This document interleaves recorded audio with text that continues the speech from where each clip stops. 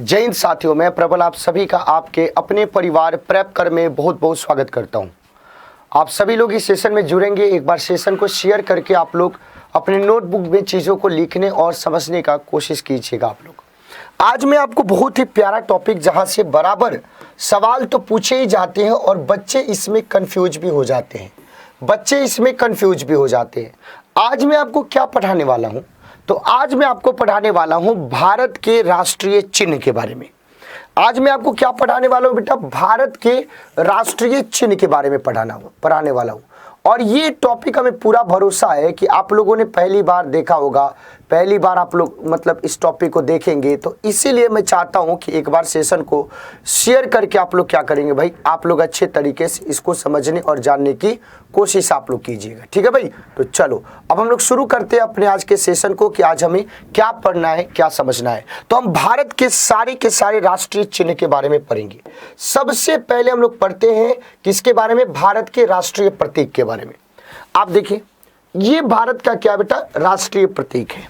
मेरे प्यारे साथियों, ये क्या है? भारत का राष्ट्रीय प्रतीक है। ये क्या भाई? भारत का राष्ट्रीय प्रतीक है। थोड़ा समझिएगा अच्छे तरीके से। ये क्या है? भारत का राष्ट्रीय प्रतीक है। अब इसके बारे में हमको समझना। देखो, इस भारत के राष्ट्रीय प्रतीक के नीचे आदर्श वाक्य भी लिखा है, जिसको हम लोग क्या बोलते हैं? सत्यमेव जयते के नाम से जानते हैं।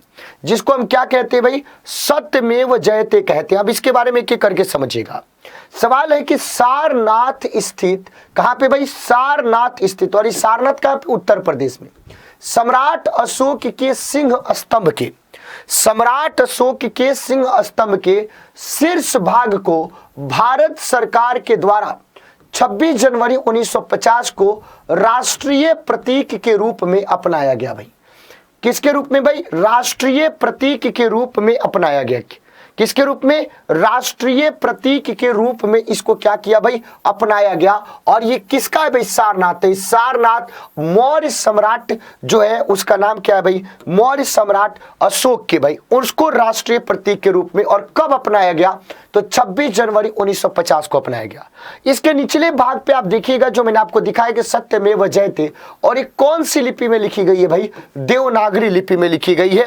और ये जो सत्यमेव जयते जो आदर्श वाक्य है, जिसको देवनागरी लिपि में लिखी गई है, उसको लिया कहां से गया है? उसको मुंडकोपनिषद से लिया गया है।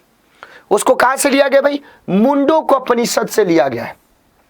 उसको कहां से लिया गया भाई? मुंडकोपनिषद से इसको लिया गया है। आपने बोला कि सही बात है, इस बात को हम समझ गए। अब हम लोग दूसरे यानी राष्ट्रीय चिन्ह के बारे में आप लोग समझ गए कि अशोक के सिंह स्तंभ। अब दूसरा हम किसके बारे में जानते हैं? भारत के राष्ट्रगान के बारे में, भारत के राष्ट्रीय गान के बारे में। जब हम भारत के राष्ट्रीय गान की बात करते हैं तो जन गण मन को संविधान सभा के द्वारा 24 जनवरी 1950 को भारत के राष्ट्रगान के रूप में स्वीकार किया गया। किसके रूप में भाई? राष्ट्रगान के रूप में स्वीकार किया गया। किसको? जन गण मन को 24 जनवरी। तो ये सवाल पूछा जाता है कि भारत के राष्ट्रगान को कब स्वीकार किया गया? भारत के प्रतीक चिन्ह को कब स्वीकार किया गया? तो भाई इसके रचयिता कौन है? तो भारत के राष्ट्रगान यानी जन गण मन के रचयिता कौन है भाई? तो रविन्द्रनाथ टैगोर, जिनको गुरुदेव की उपाधि मिली थी, और प्रथम भारतीय जिनको नोबेल पुरस्कार से सम्मानित किया गया। आप लोग जानते हो, गाते होंगे, जन गण मन अधिनायक जय हो भारत भाग्य विधाता, पंजाब सिंध गुजरात मराठा द्रविड़ उत्कल बंग, बिंद हिमाचल यमुना गंगा, उच्छल जलधि तरंगा, तब शुभ नामे जागे, तब शुभ आशीष मांगे, गाहे तब जय गाथा, जनगण मंगलदायक जय हो भारत भाग्य विधाता, जय हे जय हे जय हे जय जय जय जय हे। ये आपका क्या है भाई? तो ये भारत का राष्ट्रगान है। ये भारत का क्या है? राष्ट्रगान है। जिसको किसके द्वारा? तो जिसको भारत के राष्ट्रकवि, उसके गुरुदेव कहे जाने वाले आपके रविन्द्रनाथ ठाकुर के द्वारा, जिनको प्रथम भारतीय नोबेल पुरस्कार प्राप्त हुआ था। इस गाने को 52 सेकंड निर्धारित किया गया है, जबकि संक्षिप्त रूप से इसे 20 सेकंड में गाया जा सकता है। तो हमने जो गाया वो 20 सेकंड वाला संक्षिप्त में, लेकिन अगर इसको सिस्टमैटिक तरीके से वाद्य यंत्र के साथ बेहतर एक साथ सामूहिक रूप से गाने की बात करें तो मैक्सिमम आपके 52 सेकंड में इसको गाया जाना चाहिए। इसको सबसे पहले 27 दिसंबर 1911 को भारतीय राष्ट्रीय कांग्रेस के कलकत्ता अधिवेशन में गाया गया था, जिसके अध्यक्ष कौन थे भाई? बिशन नारायण दर। वीएन दर इसके क्या थे, भारतीय राष्ट्रीय कांग्रेस के अध्यक्ष थे। अब हम बात करते हैं राष्ट्रगीत की। अब हम बात करते हैं भारत के राष्ट्रगीत की। तो राष्ट्रगीत की जब हम बात करें तो भारत का राष्ट्रगीत कौन सा है भाई, वंदे मातरम। इसको राष्ट्रगीत के रूप में 24 जनवरी 1950 को संविधान सभा ने स्वीकार किया। इसके रचनाकार कौन है, बंकिम चंद्र चटर्जी। और ये कहां से, द बंकिम चंद्र चटर्जी ने एक उपन्यास लिखा, उस उपन्यास का नाम क्या था, आनंद मठ। और इसी उपन्यास में सन्यासी विद्रोह की भी चर्चा करी गई थी और इसी में इस गीत की चर्चा करी गई। उस गीत का नाम क्या था, वंदे मातरम। तो इसके लेखक कौन है, बंकिम चंद्र चटर्जी। और बंकिम चंद्र चटर्जी ने इसको कहां से आपके लिया है भाई, तो बंकिम चंद्र चटर्जी ने आनंद मठ में सबसे पहले इसको भारतीय राष्ट्रीय कांग्रेस के 1896 के अधिवेशन में गाया गया, जिसके अध्यक्ष कौन थे भाई, रहमतुल्लाह सयानी। तो यह भी सवाल पूछा जाता है कि भारतीय राष्ट्रीय कांग्रेस के जिस अधिवेशन में ये राष्ट्रगीत गाया गया उसके अध्यक्ष कौन थे, रहमतुल्लाह सयानी। और गाया किसने था, रविन्द्रनाथ टैगोर ने। और आपको वंदे मातरम सुजलाम सुफलाम मलयज शीतलाम सस्य श्यामलाम मातरम शुभ्र ज्योत्सना पुलकितयामिनीम फूल कुसुमित द्रुमदल शोभिनीम सुहासिनीम सुमधुर भासिनीम सुखदाम वरदाम मातरम वंदे मातरम। ये भारत का क्या है भाई, राष्ट्रगीत है। ये भारत का क्या है, राष्ट्रगीत है। अब बारी आ जाती है भारत के राष्ट्रीय ध्वज की। तो भारत के राष्ट्रीय चिन्ह आपको समझ में आ गया, भारत के राष्ट्रीय गीत आपको समझ में आ गया, भारत का राष्ट्रीय गान आपको समझ में आ गया।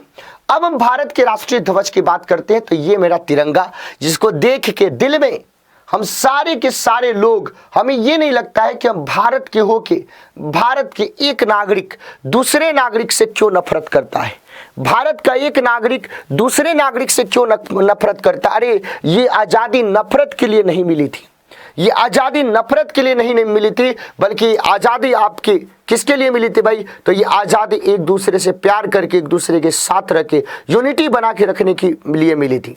आज आप लोगों को मैं बताना चाहता हूं कि अभी आपकी सेशन लाइव चल रही है। एक बार सब लोग सेशन को लाइक और शेयर जरूर करेंगे। और साथ ही साथ आज 8 बजे से रेलवे के जितने भी विद्यार्थी हैं जिनका परीक्षा बहुत लंबे अरसे से नहीं हो पा रहा है, उनका फॉर्म भरवा दिया गया है। और रेलवे यानी जो आरआरबी है उनका परीक्षा नहीं ले पा रही, आरआरसी परीक्षा नहीं ले पा रही है, तो उनको जगाने के लिए आज प्रेपकर यूट्यूब चैनल प्रेपकर परिवार 8 बजे से ऑनलाइन धरना देगा प्रेपकर यूट्यूब चैनल पे। तो आप सभी साथी उस धरने में आके अपना सपोर्ट बनाए। आप सभी रेलवे के विद्यार्थियों के लिए एकजुट होके स्टूडेंट की मदद करें। टीचर आपके साथ है। तो 8 बजे आप सबका इंतजार रहेगा, ठीक है भाई। तो यूनाइट रहना है, मजबूत रहना है। संकट आएगा, हमें एकजुट हो जाना है और किसी भी कठिनाई से, किसी भी मुसीबत का हमें सामना करना है और आगे बढ़ के उसके सामना करना है। तो भारत के राष्ट्रीय ध्वज की जब हम बात करते हैं तो इसके बारे में, राष्ट्र ध्वज का जो वर्तमान स्वरूप है उसको 22 जुलाई 1947 को अपनाया गया। तिरंगे में शामिल केसरिया रंग किसका प्रतीक है भाई, साहस और शौर्य का प्रतीक है।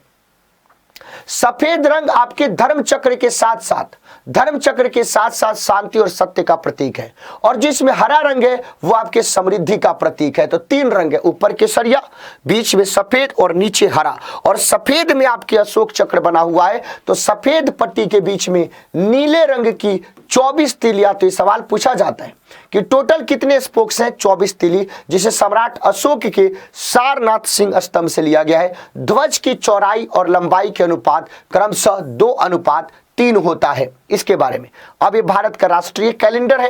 राष्ट्रीय कैलेंडर की बात करें तो ग्रेगोरियन कैलेंडर के साथ साथ शक संवत पर आधारित राष्ट्रीय पंचांग को 22 मार्च 1957 को अपनाया गया। यानी भारत का जो कैलेंडर है वो गुप्त संवत पे आधारित नहीं है, वो विक्रम संवत पे आधारित नहीं है, वो कलचुरी संवत पे आधारित नहीं है, वो सेन संवत पे आधारित नहीं है, बल्कि वो शक संवत पे आधारित है। इसका पहला महीना क्या होता है, चैत्र होता है, जो कि सामान्य वर्ष में 22 मार्च को तथा लीप ईयर में 21 मार्च को शुरू होता है भाई।